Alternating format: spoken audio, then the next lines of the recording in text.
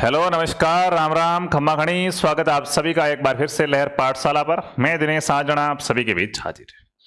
मित्रों, एक घटना की बात करेंगे जिसे कहा जाता है कि बोलकर बदल जाना। जी हाँ, इससे अच्छा भी एक शब्द है, कहीं ना कहीं आपके दिमाग में आ गया होगा वो, लेकिन हमारे लिए बोर्ड के जो अध्यक्ष जी है वो सम्माननीय है और हमें बहुत सी ऐसी सूचनाएं समय समय पर देते हैं, तो मैं उनके लिए इस शब्द का प्रयोग करने से बचना चाहूंगा।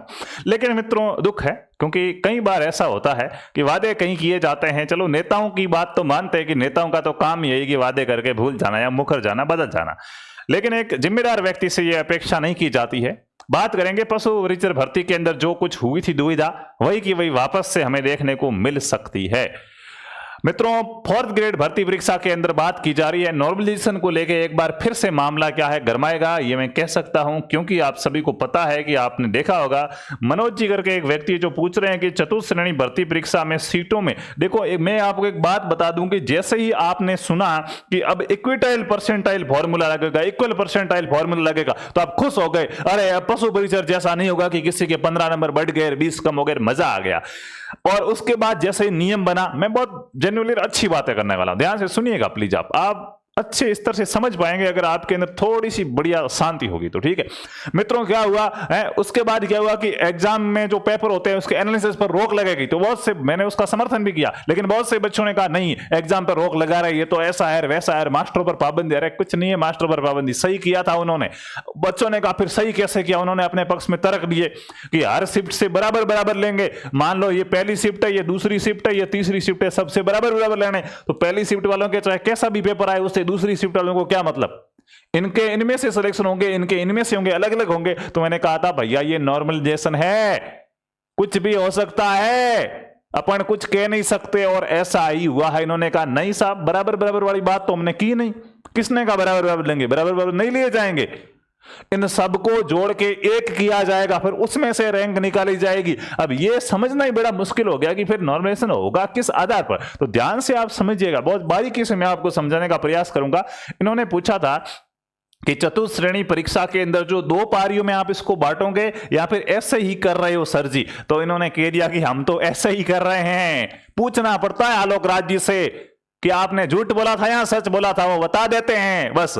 ठीक है, टाइम क्या है पूछने का, तो वो तो लिखा हुआ नहीं है। ठीक है, अब बात करते हैं। तो इन्होंने क्या आंसर दिया है कि मनोज जी, कोई भी भर्ती जिसमें नोटिफिकेशन में शिफ्ट के अनुसार रिक्तियों का वर्गीकरण ना हो तो उन अपने आप में रिक्तियों को शिफ्ट में नहीं बांट सकते, मगर नॉर्मलाइजेशन का formula equi percentile top candidates को सिलेक्ट करता है और हर शिफ्ट से लगभग बराबर बराबर कैंडिडेट सिलेक्ट होते हैं। क्या मतलब हुआ सर? अभी तो कह रहे बराबर नहीं बांट सकते, अब कहते बराबर सिलेक्ट करता है। तो मैं थोड़ा सा आपको यहां पे समझाना चाहूंगा मित्रों।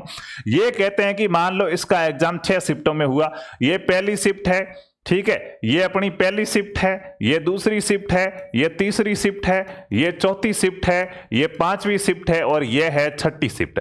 अब आप सबने तो यही सोच रखा था कि 54,000 भर्तियां हैं, कितनी हैं, कितनी पोस्टें हैं? 54,000 क्या है पोस्टें हैं। तो अच्छा सर ऐसा होगा, क्या होगा है कि सर इस 54,000 में कितनी शिफ्टें थी? 6 शिफ्टें थी। तो आपने सोचा कि आलोक राज जी क्या करेंगे, 54,000 भर्तियां हैं, 6 शिफ्टें हैं, सीधा भाग देंगे कि 6 नंबरी 54 है, एक एक शिफ्ट से 9,000 बच्चे लेंगे। ऐसा ही सोचा था क्या? गलत हो तुम भैया।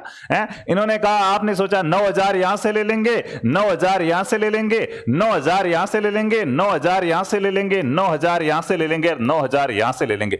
तो भाई साहब वो एक जुमला था, पशु परिचर में नॉर्मलाइजेशन को लेके बहुत बड़ा विरोध हो रहा था। उसको शांत करने के लिए मैंने हर बार सिस्टम के खिलाफ आवाज उठाई है, इस बारे में भी उठाई थी, लेकिन सिर्फ मित्रों मेरे आवाज उठाने से सिस्टम बदलने वाला नहीं है। असली आवाज जब ये विद्यार्थी उठाएंगे तब चेंज होगा। जैसे ही पशु परिचर में ज्वाइनिंग के आदेश आए कि पशु परिचर वालों को ज्वाइनिंग दे दो, अब तो तुम विरोध करने से रहे, अब इन्होंने सच बता दिया कि नहीं हम ऐसा नहीं करेंगे, फॉर्मूला ऐसा करता है, हम नहीं करेंगे। कौन करता है? फॉर्मूला ऐसा करता है। फॉर्मूले तो सर पहले भी पशु परिचर में बहुत से बच्चों के साथ अन्याय किया है, है। अब इन्होंने कहा नहीं हम ऐसे नहीं लेंगे साहब, तो हम तो ऐसे करेंगे कि प्रत्येक शिफ्ट का अलग अलग रिजल्ट निकालेंगे। मतलब रिजल्ट का मतलब ये नहीं कि अपने को रिजल्ट देंगे, नहीं, इनके पास ही रखेंगे। इस शिफ्ट के अंदर टॉप बच्चा कितना है, जिसके जितने नंबर आए उसके 100% घोषित करेंगे। इस शिफ्ट में टॉप वाले को 100% करेंगे। ऐसे सभी शिफ्टों में 100% वाले बच्चे घोषित हो जाएंगे। उसके बाद हम क्या करेंगे, उसके बाद जो ऐसे सारे नीचे वाले भी कितने, इस शिफ्ट में कितनी सबकी ऐसे रैंक निकल जाएगी। ठीक है, रैंक निकलने के बाद देखो इसके अंदर भी किसी की 100% होंगे, जैसे इसके भी 100 होंगे, इसके भी 100 होंगे, इसमें भी किसी के 99% होंगे, इसमें भी होंगे। फिर हम इन सबको मिक्स करेंगे, फिर इन सबको क्या करेंगे, मिक्स करेंगे। और मिक्स करने के बाद पूरी 54,000 की लिस्ट निकलेगी ना, है पूरी, इन्होंने कहा 1.5 गुना बुलाएंगे, तो 1.5 गुना की पूरी लिस्ट बनाएंगे। फिर उसमें से ऊपर वाले 54,000 लेंगे। तो इनको लगता है कि ये हमारा इक्विपर्सेंटाइल फॉर्मूला है जो बराबर सिलेक्ट करेगा। इनकी हमें पूरी उम्मीद है कि पहली शिफ्ट से जितने कैंडिडेट आएंगे उतने ही दूसरी से आएंगे। तो देखो ये फॉर्मूला एसएससी जैसे एग्जाम में भी काम करता है। जो नंबर बढ़ाने वाला और घटाने वाला फॉर्मूला था उससे तो ये कई गुना अच्छा है। लेकिन आलोक राज जी आप अपने शब्दों से क्या है मुखर जाते हैं, यहां क्लियर नहीं बता पाते कि हम क्या करेंगे। पहले आपने कहा कि इक्विटाइल परसेंटाइल फॉर्मूले से क्या होगा, सभी शिफ्टों से बराबर सिलेक्ट होंगे। अब आपने कहा कि बराबर सिलेक्ट होंगे लेकिन हम शिफ्टों में एग्जाम को नहीं बांटेंगे।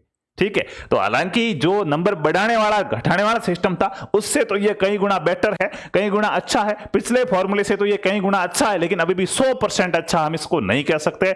अभी भी इसमें कुछ विसंगतियां, अब मुझे नहीं लगता कि ये विसंगतियां दूर होगी। बस ये था वो अब यही है। तो अगर आप ऐसा सोच रहे हैं कि बराबर ऐसे गिन गिन के बराबर लिए जाएंगे, क्या गिन गिन के बराबर नहीं लिए जाएंगे, बराबर ऐसे किए जाएंगे और उसमें अनुमान है कि सभी बराबर ही आएंगे। ठीक है, अब ये मैथ्स का एक बहुत डिफिकल्ट फॉर्मूला है, इसको समझने के लिए पूरा अलग से मेरे को एक वीडियो बनाना पड़ेगा, तो आप समझ जाएंगे कि लगभग बराबर ही आ रहे हैं, ज्यादा चेंजेस नहीं हो रहा है। मतलब यूं नहीं कि 9,000 तो 9,001 नहीं आना चाहिए, ऐसा नहीं है, लेकिन फिर भी बराबर ज्यादा डिफरेंस है वो नहीं पड़ेगा। पिछले फॉर्मूले से ये अच्छा ही है। ठीक है, उसके अलावा कट ऑफ की बात फिर से, क्योंकि बहुत से कह सर कट ऑफ ज्यादा बताई जा रही, तो कट ऑफ की बात करूं उससे पहले बता दूं कि अगर आप भी राजस्थान की किसी भी भर्ती परीक्षा की तैयारी कर रहे हैं तो प्ले स्टोर से आरपी स्टडी ऐप है वो आप जरूर डाउनलोड कीजिएगा, जिसमें आपको बीएसटीसी का कोर्स, सीईटी का कोर्स, हाई कोर्ट, इसके अंदर फॉर्म भर रहा हो तो अच्छे से तैयारी कर लेना। मैं बार बार कह रहा हूं इसका सिलेबस सरल है। ठीक है, इसके अलावा रीट के कोर्स, सारे कोर्स आरपी स्टडी ऐप में मिल जाएंगे। कोई भी समस्या हो तो इस नंबर पे आप है वो बात है वो कर सकते हैं। ठीक है, अब बहुत से बच्चे ये करें सर कट ऑफ ज्यादा बताई जा रही है, ऐसा क्या? तो देखो मैंने पहले ही कट ऑफ का वीडियो जैसे ही पेपर देखे थे उसके अकॉर्डिंग आपको बता दिया था कि भाई साहब जो कट ऑफ की बात की जाए तो नॉर्मली आपको बताया था कि 80 क्वेश्चन आपके सही हो रहे हैं, चाहे कोई सी भी कैटेगरी हो, तो आप सेफ हो ही, किसी को पूछना ही नहीं है। बाकी जनरल के अंदर यही है 80 ± 5 मैंने पहले भी बताई थी, इतनी आज भी अपन अटल है। ठीक है, बार बार निर्णय क्योंकि एनालिसिस करना था वो एक बार कर लिया। अब जो बच्चों के ये कमेंट है कि हार्ड था ये था, तो वो अपन ने देख लिया कैसा था, क्या था, वास्तव में पेपर हार्ड था, इसलिए तो ज्यादा नहीं बताई भाई। अब 80 जिसको ±5 है इसका मतलब ये थोड़ा ही है माइनस के समान जाना, 80 की 75 क्वेश्चन भी आ सकती है। ठीक है, ओबीसी की मैंने आपको इतनी बताई थी 80 क्वेश्चन ±, तो ये 75 से 72 73 तक इनके एक प्रकार से कह रहा हूं कि ओबीसी में जिनके 70 क्वेश्चन सही हो गए सेफ जोन के अंदर है, उसके अलावा 75 जनरल में हो गए तो सेफ जोन में। बाकी वाली कैटेगरियां आप देख लो और 5-5 क्वेश्चन कम करते जाओ। एससी में जैसे 65 क्वेश्चन सही है आप सेफ हो, एसटी में 60 क्वेश्चन सही करके आ रहे हो, मजे करो बस। ठीक है, तो उसको लेके ज्यादा यूं झंझट वाली बात है नहीं, वो मैं पहले बताई, मैंने आपको बता दिया। अभी ये जो डिफिकल्ट है इसके बारे में मैंने आपको बता दिया कि अगर आप ऐसा सोच रहे हैं कि पटवारी में भी शिफ्ट वाइज लेंगे, बराबर नहीं है, बराबर गिन के नहीं लेंगे, फॉर्मूले से बराबर करेंगे, ये अंतर है इसके अंदर। ठीक है, तो अभी भी 100% एकदम शुद्ध रूप से अपना सिस्टम नहीं सुधरा है, ये मैं आपको पहले से बता दूं। बाकी आपके क्या विचार है आप भी कमेंट करके जरूर बताइएगा। और अगर स्टूडेंट हित में बोलना गुनाह है, अगर विद्यार्थियों के हित की बात करने पर अगर कुछ भला बुरा सुनने को मिलता है तो मैं प्रयास करूंगा कि उससे भी बचा जाए, न की जाए बात। बाकी आपको क्या लगता है, क्या इस विद्यार्थियों की बात की जानी चाहिए, नहीं की जानी चाहिए, वो कमेंट में आप जरूर बताइएगा। धन्यवाद।